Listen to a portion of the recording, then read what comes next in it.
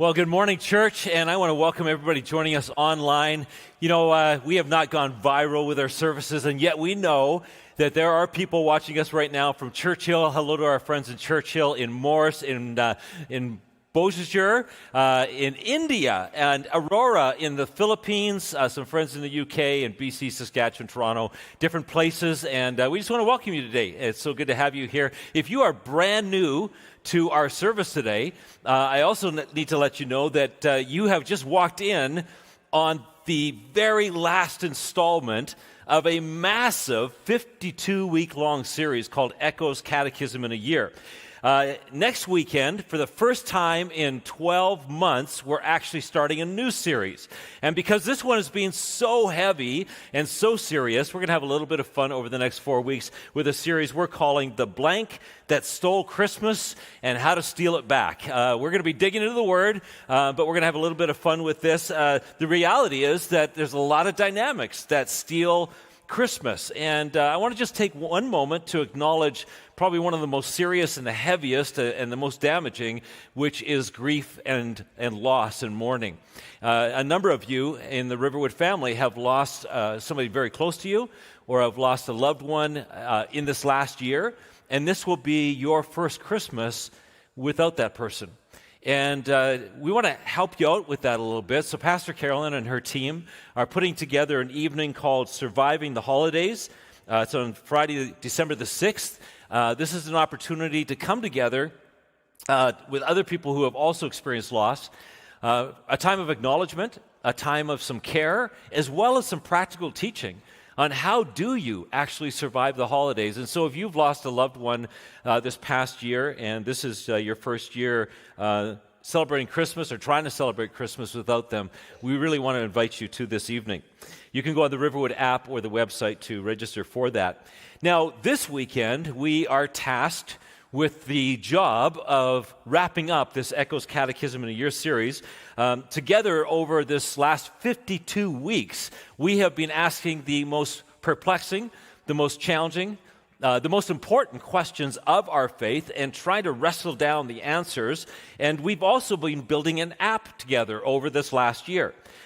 We've been asking a series of questions every month, and so we've explored together, let me just quick review, Echoes of God, Echoes of Jesus, of the Holy Spirit, a month on our Redeemer, a month on salvation. We did another month on spiritual practices, Echoes of the Bible, Echoes of freedom, Echoes of the unseen world, Echoes of the church, Echoes of worship, and then the last 4 weeks we've been looking at Echoes of the future. Every day, whether you know it or not, you're going to be carrying around with you on your phone 52 of the most important questions, 52 concise answers. All of the study notes are there. The entire message brought down to 60 seconds and highlighted in 60 seconds on a video is there, a 5-day reading plan, as well as a link to the full message. So wherever you go, you're going to have these answers with you if you should need them. And today, our job is to wrap up this series. But before we do, let's just take a few moments to hear from a few of our Riverwooders and what their experience has been. My first thought when we were doing a catechism series was honestly a little bit of concern, but after learning what it was about, it definitely made a lot more sense and was really interesting. From a Roman Catholic background, I dreaded it and I had a big gulp and thought this is going to be boring. But what I found was that we were able to bring to life all of these topics in the Bible that maybe we just needed to have a correction or an understanding a little bit better. The series was amazing, and I think it answered a lot of questions. For me, it's definitely had a really big impact because, like, recently trying to figure out what do I believe, what is my faith to me. This series has had a pretty powerful impact on me because it really helped clarify my understanding of the Bible. It's been fantastic. Every week it's a different aspect, and 52 aspects of what catechism is. I think it just completes me. It gives me a better understanding. I've been a Christian all my life, but more information like this has certainly helped. This has impacted me because it has helped to clarify and deepen some of the things that I knew I believed, but I needed to know a little bit better how I believed. It allows you to reflect on what the teaching was and then how you're going to then use that in your daily life. It's just been very educational, all of it, and made us think a little more and go into more depth. It's been like super informative, and I love that. I love having the practical knowledge to back up what I believe. It's really helped me to understand more about my faith and understand more about God and Jesus and his impact on my life. I think this series was super important for our church just to answer a lot of the main questions and kind of get everybody on a similar level and basis of understanding for what Riverwood's about. It's so important to know and understand your foundations and get back to the basics, and I feel it's something that is often lacking in a lot of church communities. So it was super important not just to do this series, but to do it as a church so we are all on the same ground, we're on the level playing field, and we are unified and prepared. It's been transformative. This series has done an incredible job of putting me back in the student's chair, saying there's so much you have yet to learn, and I'm excited to be back in that chair, back in that learning perspective. One thing that really stands out when I look back over this series is when we talked about the 10 Commandments, not as just these are things you can't do, these are things to stay away from. That was really refreshing. One that stands out especially is the one on prayer. If God answered all our prayers, what chaos that would be. You know, it sounds like easily said, but in my mind I had never processed that. I found it interesting that how people pictured demons and angels is so different than how the Bible actually described them. Like how the demons looked very cool, when I always thought them as butt-ugly idiots. I would say the topics that stood best out to me were the earliest ones. We were like, what is God? What is the Trinity? Who is Jesus? And I don't think we talk about enough about this as Christians, and being able to articulate those core beliefs and that core knowledge is, I think, super important for Christians. I think this is necessary as it relates to discipleship. If we don't have that foundation, I don't think we're going to be really effective in the work that we want to do in the community. But it's that L3 living. You know, how can we do that together? And I think we're all equipped. And congratulations, church. We made it 52 weeks. All right. Well, way to go, church. Good job. And it has been a Herculean effort. So today, our final question, is Jesus coming back? Now, as in the last few weeks, it comes with a really simple answer. Yes, obviously. But as you can guess, it's probably a little more complicated than that, or at least I'm going to make it a little more complicated than that.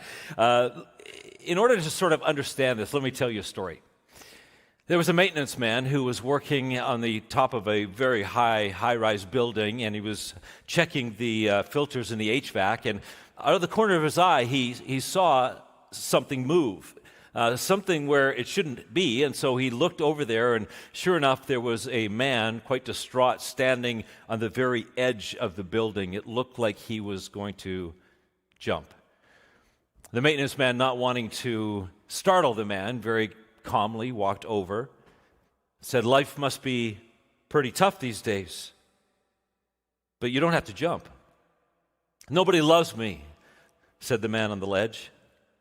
The maintenance man said, "Well, God loves you. Do you believe in God?" "Yes," said the man on the ledge. "Christian, Jewish, or Muslim?" inquired the maintenance man, trying to engage him in conversation. "Christian," answered the man on the ledge. Fidgeting with his tool belt, just to make himself look a little calmer, he said, "Well, me too. Protestant or Catholic?" "Protestant," replied the man. "Me too," answered the maintenance man. What denomination?" "A Mennonite," he said. "No way! Me too. Old Order, Brethren, or General Conference?" "Brethren," answered the man. "What are the chances?" the maintenance man said. "So am I. Do you believe in the return of Jesus?" "Absolutely," the man confessed as he took a slight step back from the edge. "Me too. Pre-trib, mid-trib, post-trib?" "Pre-trib," replied the man. "Unbelievable," the maintenance man said. Do you believe in the rapture?" "Yes." Are you premillennial, postmillennial, or amillennial?" asked the maintenance man. "Amillennial," said the man.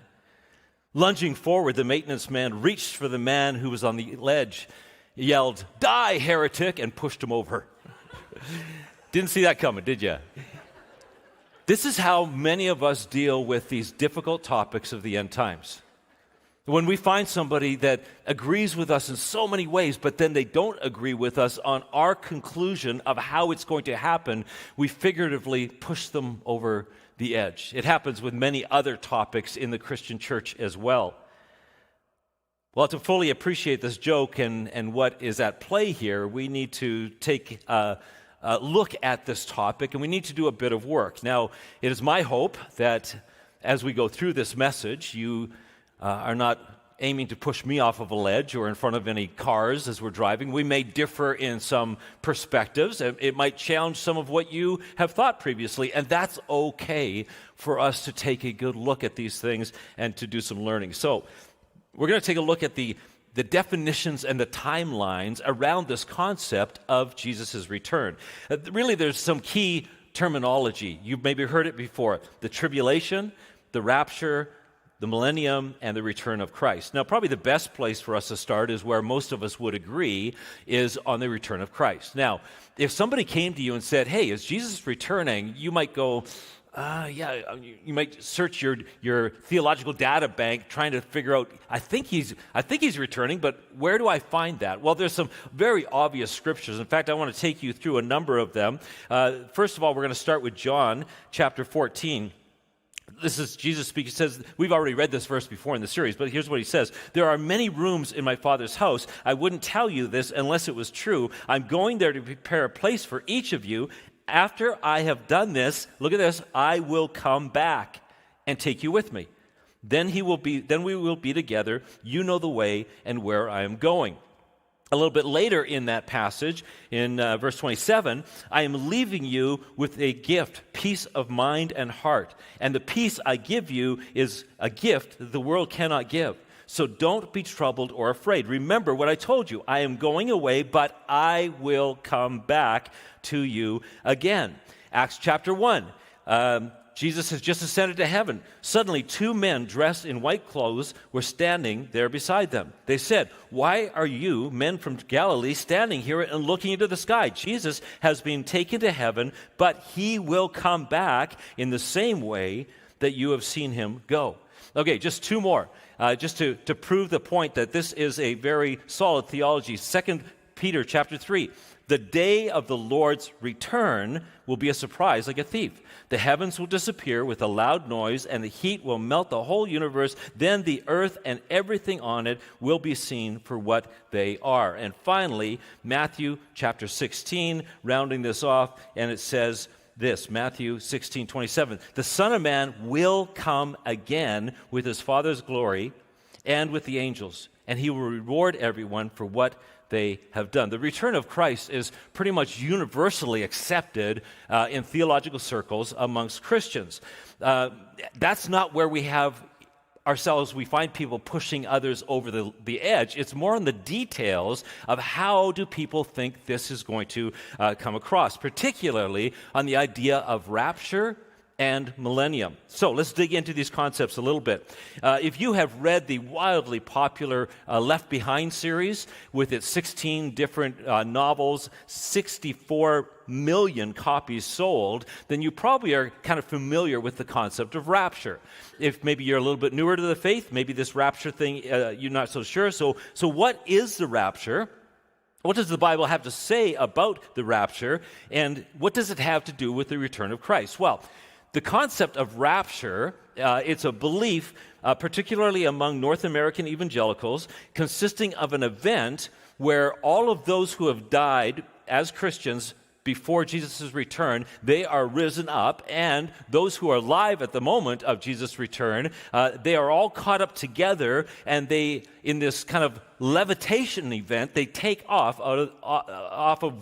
the earth. And so this is where the movies have a Christian pilot flying along, and suddenly the Christian pilot's gone, or somebody driving a truck, and suddenly they're gone, and the truck crashes, and this whole idea of kind of a mystical disappearance is what the rapture is. Additionally, all those who are non-believers in this theory will be left behind.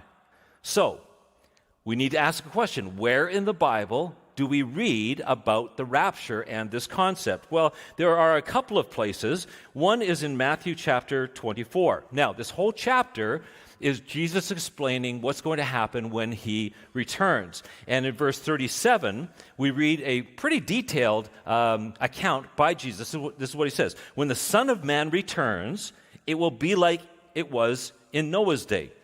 In those days before the flood, the people were enjoying banquets and parties and weddings right up to the time Noah entered his boat.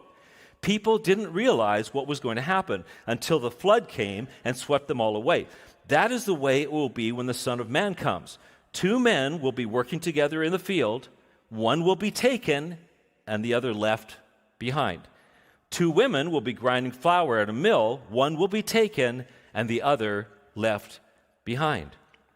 Many people point to this passage as extremely clear evidence, and it would seem like it's quite clear evidence that Jesus is talking about a rapture experience. He's saying, when I return, similar to the events of what happened in Noah's day, there's going to be this disappearing. So let's bore in here a little bit more and ask the question, what happened in Noah's day?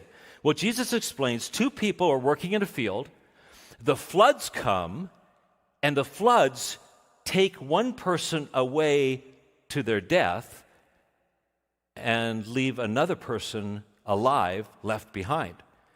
2 women are working in a mill, and the floods come, and one was swept away and destroyed, and the other was left behind to live. The point Jesus is making here really isn't about a magical levitation event that whisks Christians off to heaven, which is kind of the theory that many people have, because in Jesus' analogy, the people who were left behind are the rescued ones.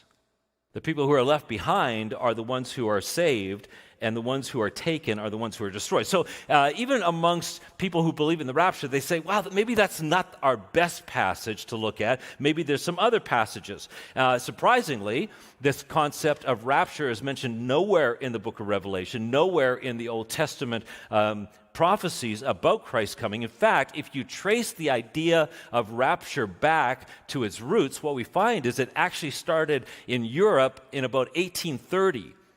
It managed to spread to North America, and for some reason, U.S. evangelicals particularly really latched on to this concept of rapture, and even today it's pretty much ignored, and nobody's really talking about it in other places of the world. That's just an interesting side point. Now, if we take a look at another passage that people who believe in the rapture will point to, it is 1 Corinthians chapter 15. Here's what it says. But let me reveal to you a wonderful secret. We will not all die, but we will all be transformed.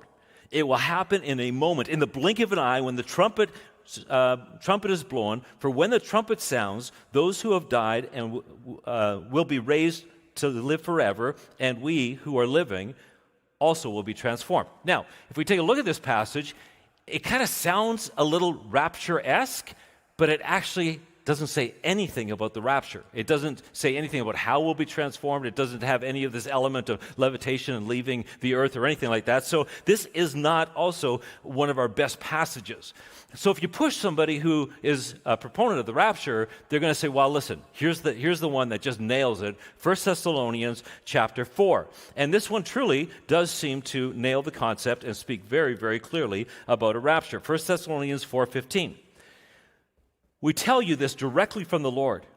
We who are still living when the Lord returns will not meet him ahead of those who have died. For the Lord himself will come down from heaven with a commanding shout, with the voice of the archangel, and with the trumpet call of God. First, the believers who have died will rise from their graves. Then together with them, we who are still alive and remain on earth will be caught up in the clouds to meet the Lord in the air. Then we will be with the Lord forever. Okay, now this passage, there's no doubt that this passage is really quite conclusive about the idea of a rapture. And yet, when we have a passage like this, and it happens to be really kind of the only solid passage in the Bible that talks about this rapture thing, we need to ask some questions. And we need to say, well, what is the context that we know about this passage? Well, here's what we know. Paul had been into Thessalonica, Greece. He had planted a church. He had been teaching at a church. He left that church and he went down to Athens. While he was in Athens, he received a letter from the church in Thessalonica celebrating all the good things that were happening, but also asking some important questions, some clarifying questions. We don't have that letter, but from his answer, we can kind of deduce what some of their questions were. And one of their questions was, hey, we're kind of concerned about our friends and family members who have died, and we're wondering, are they going to miss out on this salvation thing? Are they going to miss out on this return of Jesus thing? If they're dead and they're not alive at the time when Christ returns, are they going to miss out? And so what Paul ends up doing is he begins to teach them in this passage, and he draws on an illustration that the first century person in Athens or Thessalonica or Rome or wherever would have absolutely understood. And it's a concept called the parousia. Now, what is a parousia? Well, parousia was basically the parade. Okay, let me explain to you. So if you are in Athens, if you're in Thessalonica, if you're in Rome, and you're one day it's a beautiful day, sunny day, you go outside, and there's a buzz in the city. Everybody is wearing their best clothes. They got wreaths around their necks. Some of them have different branches that they're waving. They're all getting ready, and there is kind of electricity in the air. You can tell that everybody is waiting for something.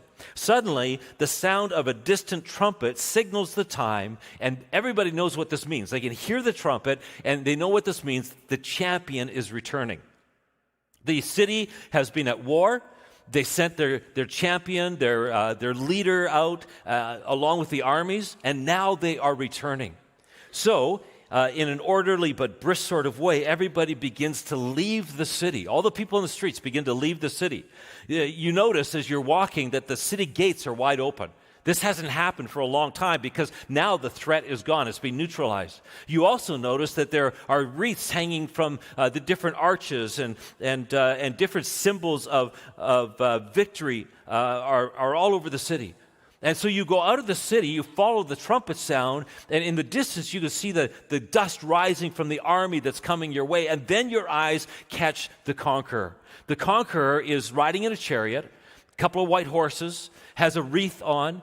You can get the glint of the sun off of the armor of the army coming behind him.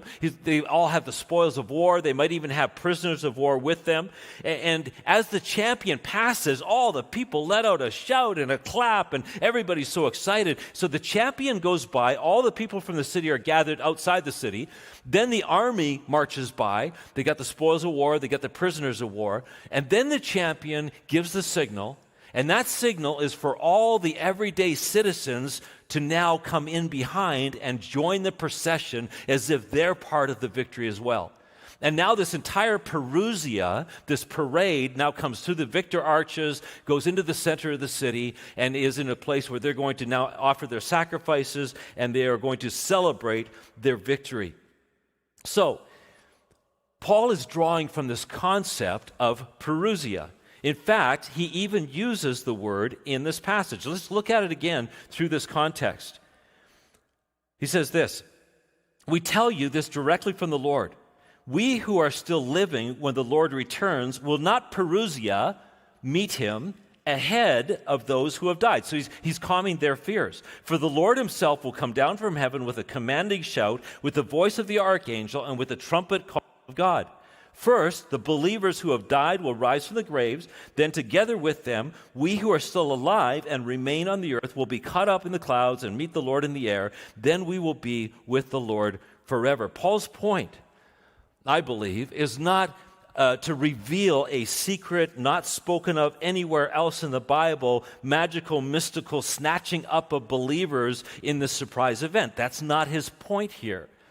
I believe his point is to say to the people of Thessalonica, listen, you don't have to worry.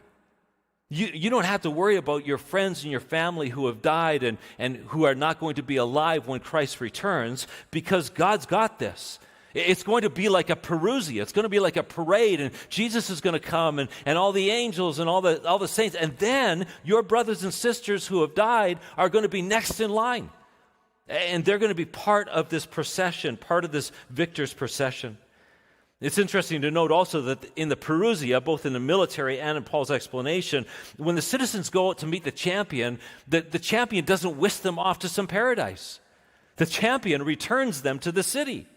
It's just a coming back to the city. And secondly, this whole reference to meeting in the air, it doesn't have to be a literal, physical flying off the earth as much as a way to help them understand that they're going to be joined with Christ. Even those who are dead are going to be joined with Christ. We're going to meet Christ, and he's going to take care of us. So regardless, you're absolutely free to believe in a rapture. But my coaching would be, if you do, don't be too dogmatic about the doctrine, and please don't go pushing anybody off the ledge just because they have a different viewpoint from you on this. The rapture is a modern day invention, less than 200 years old, that in my opinion does not have biblical basis, and yet it is a fixation amongst North American evangelicals. Which leads to another question. What is the millennium? How does that factor into this whole thing? Well, the entire return of Jesus seems to be built on the idea of a 7-year tribulation and a rapture and the millennium. So what is the millennium? Well, again, we only have one place where we actually read about the millennium, and it's mentioned 6 times in this chapter at the very end of the Bible in Revelation chapter 20. It's a little bit of a longer chapter, so stick with me, and I'm going to read this. Then I saw an angel coming down from heaven with the key to the bottomless pit and a heavy chain in his hand. He seized the dragon, that old serpent who is the devil, Satan, and bound him in chains for 1,000 years. There's your millennium, 1,000 years. The angel threw him into the bottomless pit, which he then shut and locked so that Satan could not deceive the nations anymore until the 1,000 years was finished. Afterward, he must be released for a little while. Then I saw thrones and the people sitting on them and given authority to judge, and I saw the souls of those who had been beheaded for their testimony about Jesus and for proclaiming the word of God. They had not worshipped the beast or the statue, not accepted his mark on their forehead or their hands. They all came to life again, and they reigned with Christ for 1,000 years. That's a millennium. This is the first resurrection. The rest of the dead did not come to life until the 1,000 years had ended. Blessed and holy are those who share in the first resurrection. For them, the second death holds no power, but they will be priests of God and Christ and will reign for 1,000 years. When that 1,000 years comes to an end, Satan will be let out of prison, and then it goes on to talk about how there's going to be this war, and Satan's going to be defeated and cast into hell. Now, at this point, it might be helpful for us to try and understand this millennium by looking at a chart. So maybe we should take a look at a chart, except I don't know that this chart is going to be our most helpful chart. So maybe what we should do is we should make our own chart. And I want us to take a look. Actually, we're going to build 7 charts in an effort to understand the 7 different options of how to see the return of Christ. Okay, so stick with me here. We're going to build this together. Here's the first one. It's called pre-trib premillennialism. Okay, lots of big words, but here's what it means. This timeline believes that the Bible says the beginning of the end is going to be triggered with this rapture experience. So you'll be just doing your normal life, and suddenly all the Christians will be raptured off the earth, saving them from the 7 years of tribulation, so they don't have to experience that. This was always my favorite theory because I didn't have to go through the tribulation. And in this view, Christ will return after the tribulation and then initiate a 1,000-year reign. And finally, at the end of that, Satan will be thrown into hell, and there will be the throne of judgment. Okay, the second one is the mid-trib premillennialism. I was never as much a fan about this because it meant I had to go through 3.5 years of tribulation. But this theory, you go through 3.5 years of horrible tribulation on the earth, and then the Christians are magically caught up in the rapture. And as you can guess it, the post-trib premillennialism believes that believers will have to endure the tribulation, and then the rapture will happen, and then they'll be taken away, and the 1,000 years. Okay, so that's the first 3 theories out of the 7 we're going to look at. The next one is called postmillennialism. Now, this is a really interesting one because in this theory, there is no rapture, and in this theory, we're going through life like we are today, but something's going to happen where Christians begin to gain more traction. And in fact, over this 1,000-year period, it turns out that during this 1,000-year period, Christians gain unprecedented impact and favor, and they begin taking over institutions and governments, and basically the whole world becomes Christian. And everybody loves Christians. And Christians, it's just the way to live your life, and it's a golden age of Christianity, and at the end of this, Christ will return. Interesting that postmillennialism really flourished during the 17th, 18th, and 19th centuries when there was this great optimism and human progress and social improvement, but it kind of came to a grinding halt with World War I and World War II, where the postmillennialists said, oh gosh, the world doesn't look like it's becoming all Christian. It doesn't look like it's getting better and better and better. In fact, it seems like it's kind of falling apart. And so there aren't a lot of post-millennial Christians right now. The next one is called amillennialism, or no millennium. Okay, so in this one, these folks don't believe in a rapture.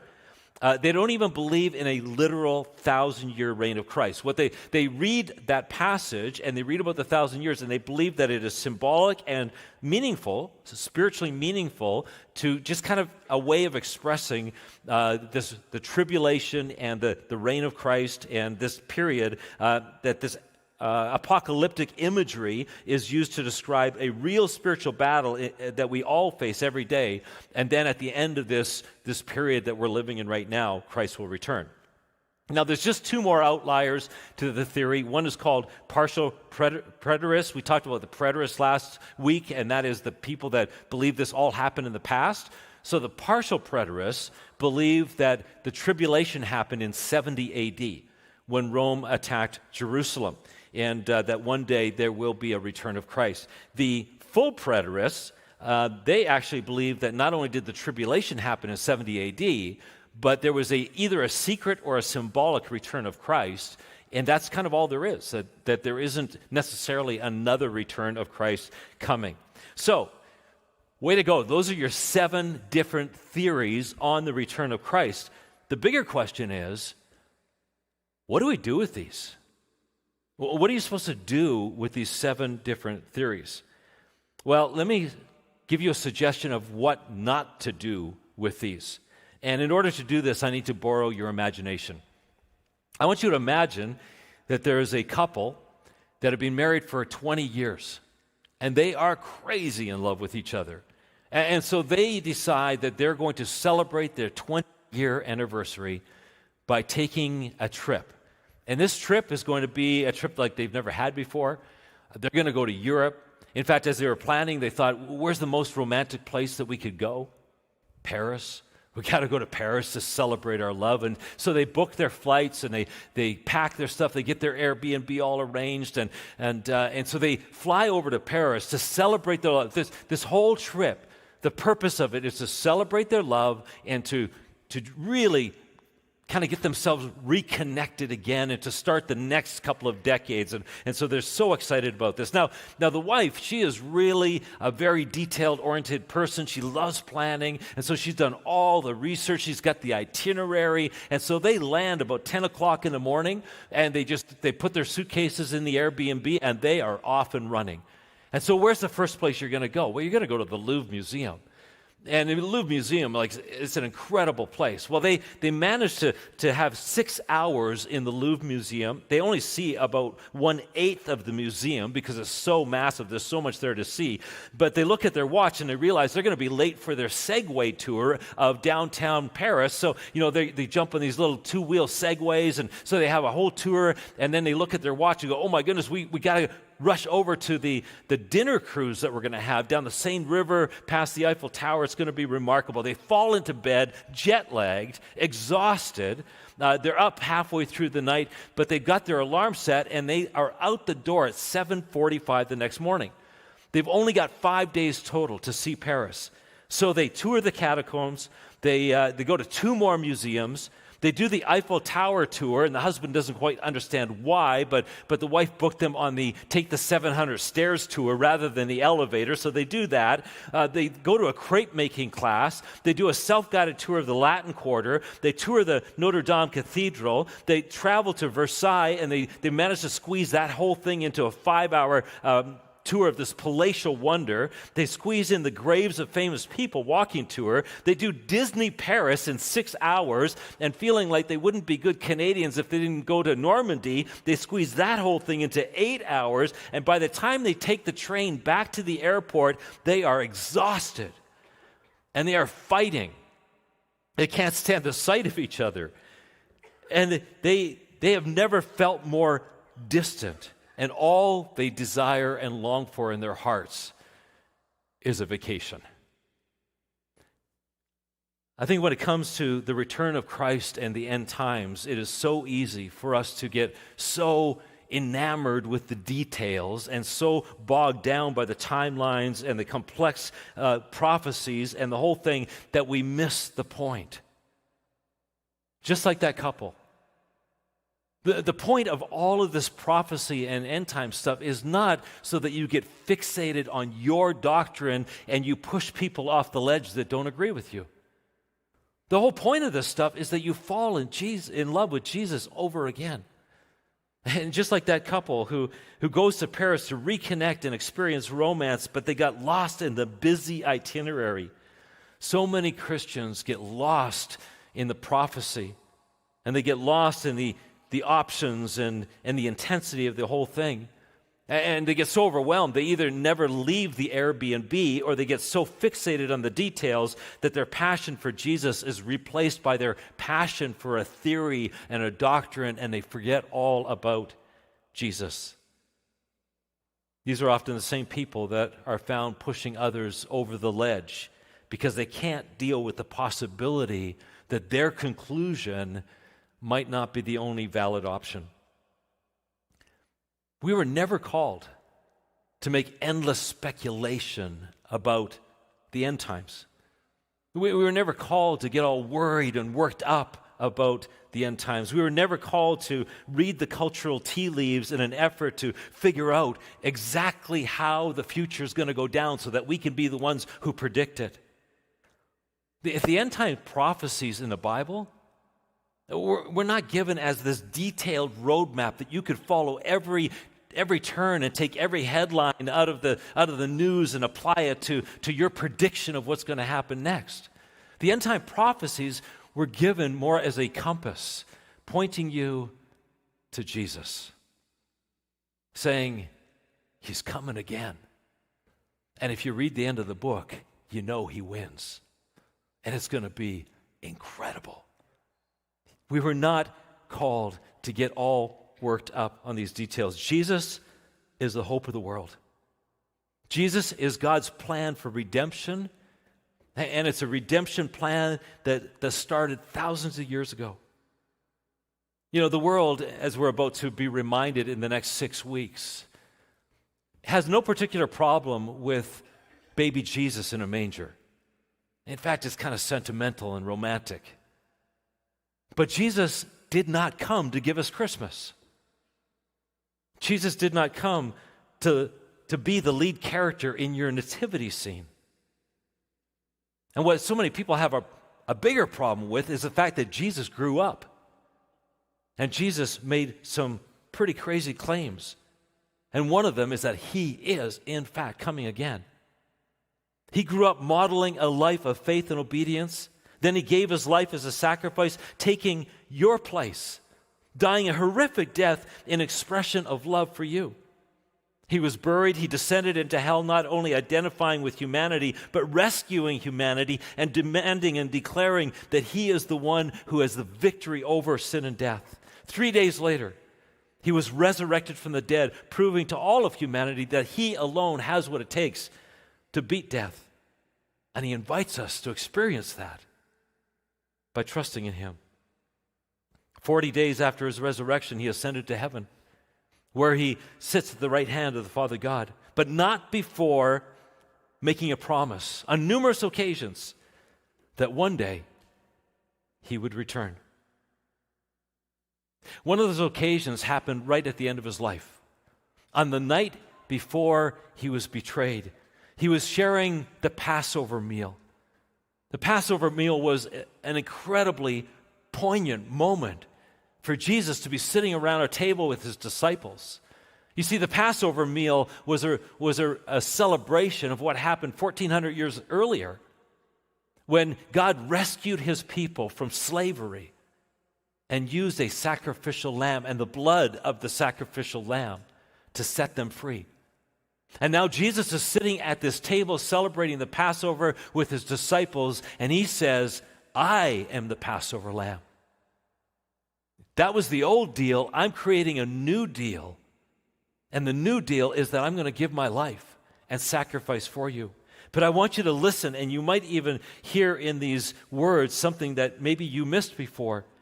But in 1 Corinthians chapter 11, Paul explains this to us, says this, Jesus said, this is my body, which is given for you. Do this in remembrance of me. This cup is the new covenant between God and his people, an agreement confirmed by my blood. Do this in remembrance of me as often as you drink it. For every time you eat this bread and drink this cup, listen to this, you are announcing the Lord's death when? Until he comes again. Right built into communion is his declaration that he is coming again. At the communion table, believers do not push one another off the ledge for having different views, but rather they receive one another and celebrate their differences with grace. Communion, even though it is just a little wafer and some juice, is a prophetic feast of both remembrance and anticipation. Communion is an echo of heaven yet to come. And it's a reminder that one day, all of us are going to be gathered together regardless of our views or predictions on the end time order. We're going to be gathered together at an incredible feast with Jesus as the guest of honor and our host. Communion is not just a sacred drama remembering what Christ did 2,000 years ago. It is a sacred rehearsal of what is to come. Paul says that communion has the power to bridge. It's a bridge of remembrance linking Christ's sacrifice on the cross to your faith today, to the anticipation and the promises of what's yet to come. So today, if you are a follower of Jesus Christ, I encourage you to take the elements and let's take a moment in the sacred drama, in the sacred rehearsal. I encourage you to take the wafer out. Wafer, or those of you at home, to find some bread. And to remember that Christ sat around that Passover meal. And he said, this is my body, which is given for you. Every time you come together and you take this, remember, picture what I did for you 2,000 years ago and how much I love you. Let's take together.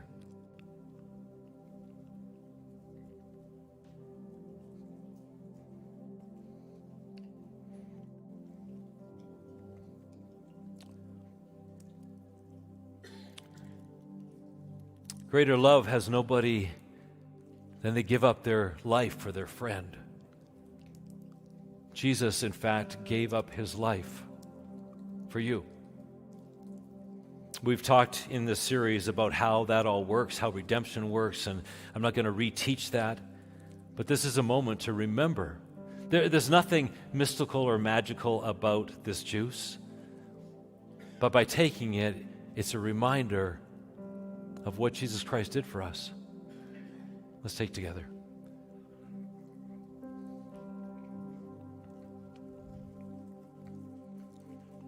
Jesus, even as we all drink the juice at the same moment in an act of unity, we are making a declaration of what you did 2,000 years ago when you died until you come again. And you promise that you will come again. We declare that we hang on to that promise. We may not know the order. We may differ in our projections of what that order is, but this we know, you will come again. And we want to be found as a people who are ready. God, thank you for these last 52 weeks of being able to dig into your word. Thank you for the permission to ask some hard questions. And thank you for the profound way that you brought your scriptures to life and you taught us.